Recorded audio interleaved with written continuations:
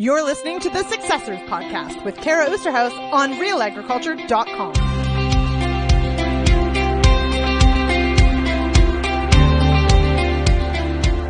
Okay, folks, you know the drill. It's time for episode 5 of the Successors podcast. I'm your host, Kara Oosterhuis, and I'm so excited to be here with you all, wherever or however you are listening. You know, it's that time of the year. We're blowing out water lines, winterizing machinery, getting livestock off of grass and into their winter pens. It's really an underrated busy time of the year. I mean, I know there are busier times, but I think we seem to have this expectation in our head that harvest is over and things just slow down. Well, I know that is definitely not the case. There is a lot going on. So thank you for taking the time out of your day to listen to the Successors. I'm going to bring in today's guest, Matt Chapple. Matt, how's it going today? It's going well, Kara. How are you doing? I'm doing well, thanks. So you are a farmer at Chapple Farms, which is in Kent County, just outside of Chatham, Ontario, as well as a full-time market development agronomist at Pride Seeds. Tell me a bit about what your day-to-day looks like. You've got a few things going on over there. Yeah, so I guess I started with the Pride Seed organization many years ago. And, in the meantime, I've always been a part of the family farm organization. And particularly, I dragged my wife into that. She's a city girl from Chatham, Ontario. And I convinced her many years ago that she should join me in this adventure we call farming. So that's been a blast. Help my father farm his, work with my brother-in-law as well. And the wife and I rent some land and have a parcel of our own. So never a dull moment around here. No, absolutely. Now, you went to school as well. Talk a bit about what you did there. Yeah, after post-secondary, I made the choice to attend Ridgetown College. I'll be honest, Kara, post-secondary wasn't something I was keen on as a high school student. I was quite adamant I was going to be a farmer, and I enjoyed skilled trades. I enjoyed playing around with things like woodworking and projects in machine class in high school, and those were always positive to me, good attributes to learn early on. But my dad said to me, you need to go find a job and get an education, and the farm will always be here, and there's lots to learn out there. So I decided to hop into agriculture at Ridgetown College, and I actually did 2 diplomas in 3 years there. I did environmental management first. I did a wastewater ticket for wastewater treatment, and then agriculture. So I got a bit of a broad knowledge that way, focusing mainly on crop production, because being in southern Ontario, Kent County particularly, crop production has always been deep in my blood and a pretty important part of the economy around here as well. So that was a big focus for me, and not long after that schooling, I put my name out into the industry to try to get employed. Like you said, you weren't all that keen on going to school. What were some of the surprises about going to school that you came out with? Yeah, you know what? I think the wise old gentleman would tell me that a lot of your best life lessons and skills can be learned after class. And I like to think that, they weren't far off, because I got to meet a lot of interesting people from across Ontario particularly. And when we weren't working in the summer months, we'd spend some time going to their farms and visiting them. I got to make some friends that are still lifelong friends, some that are dairy farmers, some that are beef farmers, even the odd one that has some chickens too. So really gave us a vast understanding of some different operations. And when you have those relationships and friendships, I think it really goes deeper to people telling you the truth on how they do things and what they like and don't like, and gives you a really good feel of how our industry ticks as a whole.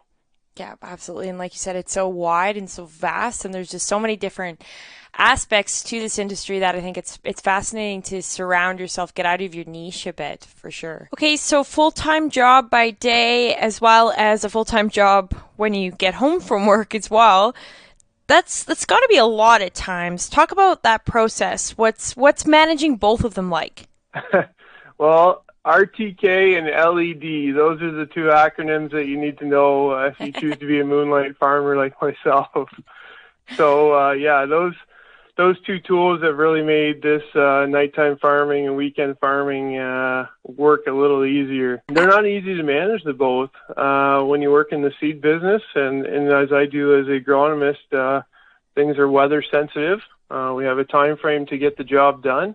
We have a time frame to plant the crop and a time frame to harvest the crop. And unfortunately, that does overlap with the home business and my personal aspirations at home as well, farming. But we seem to find a way to do it, and it wouldn't be without the help of my father, my brother-in-law, my sister, my wife, a lot of good helpers, a lot of hands on deck to just keep the wheels on the bus and keep things going. We put a lot of long hours in when we have to, and we really learn to manage our time. I have a great support staff in Pride Seeds as well, and a lot of people that really get things done out in the field. So, you know what, we just find a way. You know, we don't run a massive operation on the home front, so it's manageable at that point. I don't think we're going to try to go out and be a massive operation in that sense, because I really do enjoy what I do with Pride Seeds. And I really value a lot of the company values and a lot of the things I've learned and the opportunities I've been given in my day job as well. Do you have any recommendations on how to keep yourself organized and keep those stress levels low? Yeah, well, that's a tough one, Carrie, because something I struggled with for many years is staying organized. And unfortunately, sometimes we are reactive. It's tough to be organized. As we know, Mother Nature can throw us curveballs. I've thought about falls where we've had just saturated soils through so many regions, or we've had springs like 2019 in Ontario that were super saturated, and everything seemed to get planted in a 2-week window. I guess the best you can do is have relationships with your retailers, your input suppliers. Always be organized, try to pre-buy things, have things on farm and on hand. Those things there alone have made it so much easier when my schedule permits to still be able to hop in a tractor at 6 o'clock, know that the tank of glyphosate is here in the yard, or the tank of 28% is ready to go for when I need to apply some nitrogen on the corner of the wheat. Having those things available and ready, having that communication on when we think we might get things done, or a little bit of a strategy on what will get planted where, can really help ease the stress level. Because, as you know, the more people you have involved in anything, the tougher it is to coordinate, and the tougher it is to place things the way they were intended and have good records of that. I guess communication is a massive part of it, Kara. What do you guys do on your own personal farm to ensure that communication is going forward? Well, my brother-in-law and I, we're a little more savvy than maybe the older generation. So text messages and emails are a lot easier. But with Dad, it comes down to more a phone call or a quick morning chat. We'll call it the dawn chat, or the dusk chat, whatever it needs to be, whatever hour of the day it needs to be, to try to be on the same page, to try to know what our intentions are for the day and our schedules might look like.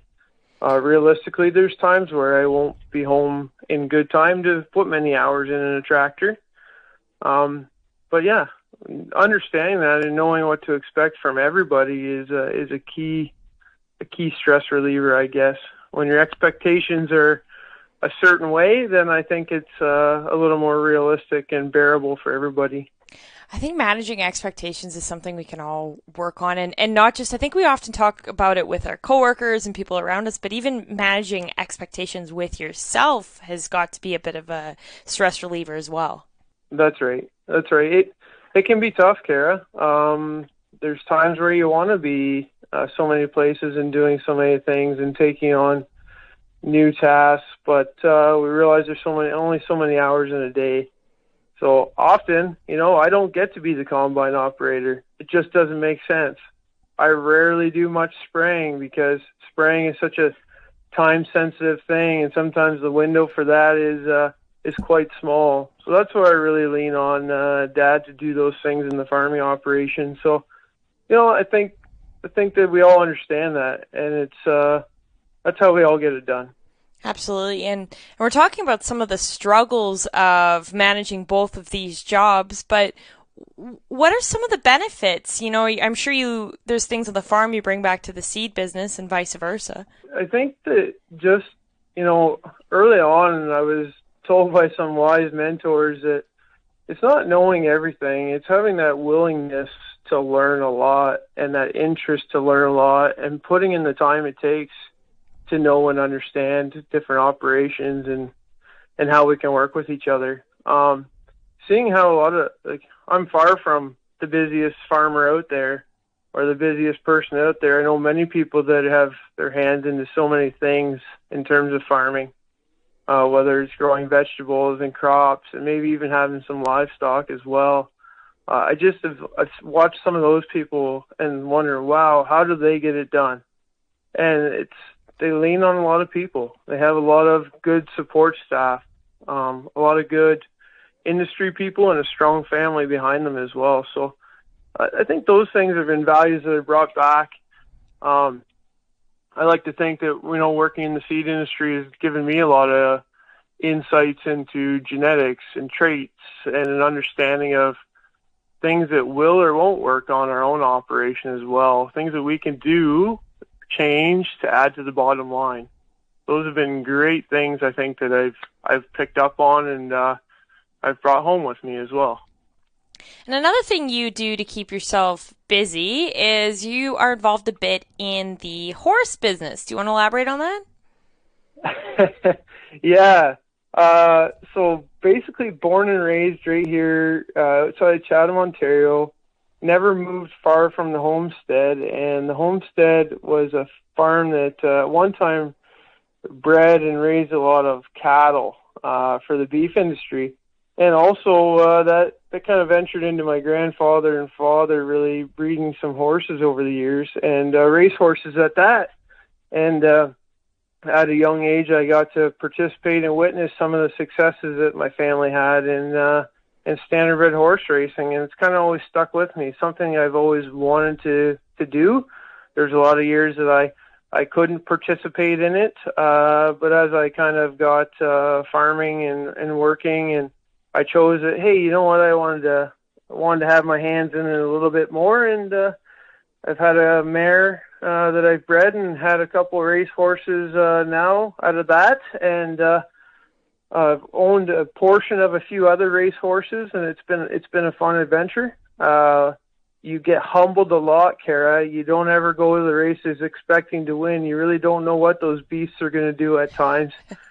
It can be a very expensive and adventurous hobby, but one that I'm not running away from quite yet anyways.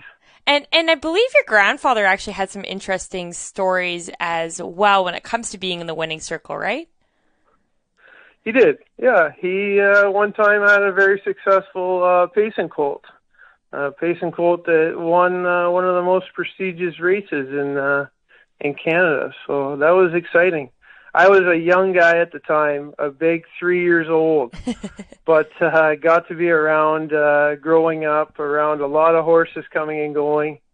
I remember that horse standing here, and he's now laid to rest in my front yard. So kind of cool story that way about the grassroots of the operation here. Absolutely. And touch a bit on the importance of, I guess, making time for these, like you would call it a hobby, but making time for these things that make you tick.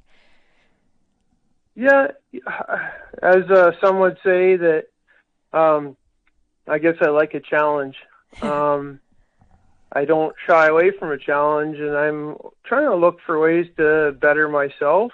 I try to better our industry, and I enjoy doing it. Trying to understand what other people are doing and why they do it and how they do it has always been interesting to me. We have an awesome industry in agriculture and so many different facets of it. So that's always been an unwavering thing for me, and an interest to continue to learn from others. One thing I, went and did a few years back was got my certified crop advisor thing, and that was cool. That was I think a lot of value to my job and my own farming interests. But also, giving me opportunities to learn more and meet more people. And I continue to look for ways to add to that, add more letters to the name, and continue to educate myself and hopefully be influential to those I work with as well. And like you said, as you like to keep yourself educated, so what are some of the things you do maybe in the quote-unquote off season to keep yourself informed with what's going on? Well, there's a lot of conferences. Our industry is full of a lot of intelligent people with a lot of hands-on experience. As you know, I think I always admire the Real Ag team, how your team has been able to pull in so many intelligent people with a ton of experience, and I think there's really no substitute for that. Just listening to them and what they've observed and how they've handled things in the past, going to conferences. I usually try to sign up for some, we'll say online courses throughout the winter months as well to stay current and be involved in something that maybe can help me expand on what I know and what I've experienced to date. And as you said, you like to keep challenging yourself. Is there anything up in the docket that you're looking at trying? Oh, I have things I need to improve on now, Kara. I have a wife and 3 young children. I need to work with them. I've recently signed up to help young children on the ice to be a assistant or trainer for the under 8 kids in Chatham. So that's another endeavor that takes a bit of my time on the nights and weekends as well. So I think we're just working on honing in some things now. That's the focus for the near term. Absolutely. Okay, that is awesome. Is there anything else you would like to add? I just it's been great. Thanks for the conversation today. As always, I think it's just more having a willingness and trying to understand. Communication's always been key. Hard work ethic is, something that I try to pride myself on, and I think that hopefully one day it feels like it all comes together, and I see the end result. You bet. Thanks for your time, Matt. Yeah, thanks. And thanks to all of you who tuned into episode 5 of The Successors. I've been really appreciating your comments and suggestions as we dive into this series. It's really great to hear from you guys and what you want to hear, so keep them coming. Get a hold of me on Twitter or send me an email. I'm always happy to connect with our listeners. Until next time, stay real, and thanks for listening to The Successors.